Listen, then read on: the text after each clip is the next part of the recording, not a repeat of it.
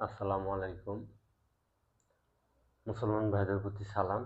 হিন্দু এবং অন্যান্য জাতির প্রতি আন্তরিক ভালোবাসা এবং শুভেচ্ছা রইল। আজকে আপনাদের মাঝে ফুল পরা দিয়ে বশীকরণ একটি মন্ত্র নিয়ে আসছি। তো বশীকরণ জিনিস যেহেতু কেউ কোনো খারাপ উদ্দেশ্যে ব্যবহার করবেন না, অসৎ উদ্দেশ্যে ব্যবহার করবেন না, নচেৎ আপনার নিজের ক্ষতি হবে। যখন আপনি অন্যকে ক্ষতি করবেন তখন আপনার নিজের ক্ষতি হবে, সেটা মাথায় রেখে আপনি কাজ করবেন। আর কেউ কোনো অন্যায় অবিচার কোনো কাজ করতে যে কোনো ক্ষতিগ্রস্ত হলে আমি বা আমার চ্যানেল দায়ী থাকবো না। আর কেউ কোনো অসৎ উদ্দেশ্যে ব্যবহার করলে এ বিদ্যা কখনোই কাজ করবে না, আমি সেটাও বলে দিচ্ছি। তো যেহেতু বিদ্যা আমি আপনাদের মাঝে উন্মুক্ত করতেছি, তো আমি যখন বলবো বিদ্যা কাজ করবে না, অবশ্যই কাজ করবে না। তো এটা আপনারা সবাই ভালোভাবে বুঝে শুনে কাজ করবেন। না, আপনি যদি আরেকজন ব্যক্তির ক্ষতি করেন তাহলে আল্লাহ আপনার ক্ষতি করবে, এটা মাথায় রেখে কাজ করবেন।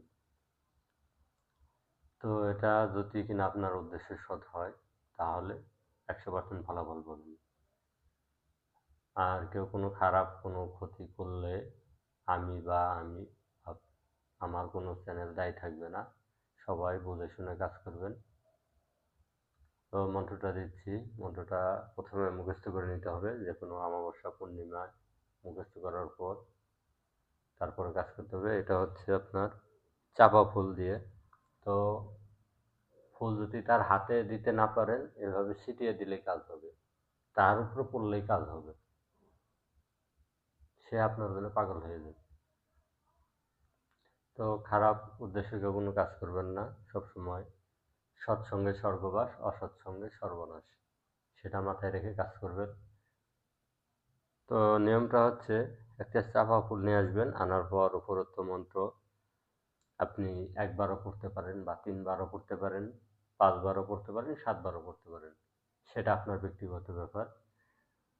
পড়ার পর উল্লেখিত যে মন্ত্রটা বলবো, মন্ত্রটার যেখানে অমুক আছে সেখানে ছেলে মেয়েদের নাম বলতে হবে। নাম বলার পরে কাজ করতে হবে। তবে কাজগুলো যে কোনো শনি মঙ্গলবার অথবা অমাবস্যা পূর্ণিমাতে করলে ভালো হয়। তো ভালো হয়। আমি মন্ত্রটা বলে দিচ্ছি। ফুল তুলে ফুল পরাশি, ফুল তুলে আনি, আমার এই ফুল পরায় না মানে বাপ ভাই, ঘর ভাঙে দুয়ার ভাঙে, পাঁচ হাঁড়ি মহারি 16ই ঘর ভাঙে, দক্ষিণ দুয়ারি কালিকার তোলে ফুল, মহাদেবের পরে আমার এই ফুল পরায় নরে ত্রিভুবন, সিদ্ধিগুরু রামের আজ্ঞে নারা কালিকা চণ্ডীর বর, আমার এই ফুল পরা রক্ষা কর, আমার এই ফুল পরা নরে মহাদেবের জটা ছিঁড়ে ভূমিতে পড়ে, অমুকার মন অমুকের উপর পড়ে। তো মন্ত্রটা মুখস্থ করে আমি মন্ত্রটা আবার বলে দিচ্ছি, ভালোভাবে শুনবেন। ফুল তুলে ফুল পরাশি, ফুল তুলে আনি, আমার এই ফুল পরায়, মানে ওখানে উদ্দেশ্য ব্যক্তির নাম বলতে হবে। যেমন আমার নাম সজীব, আমি আমার নাম দিয়ে বলে দিচ্ছি।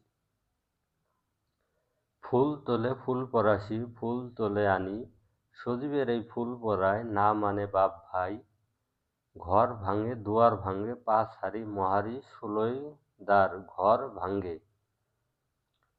দক্ষিণ দুয়ারি কালিকা তোলে ফুল, মহাদেবের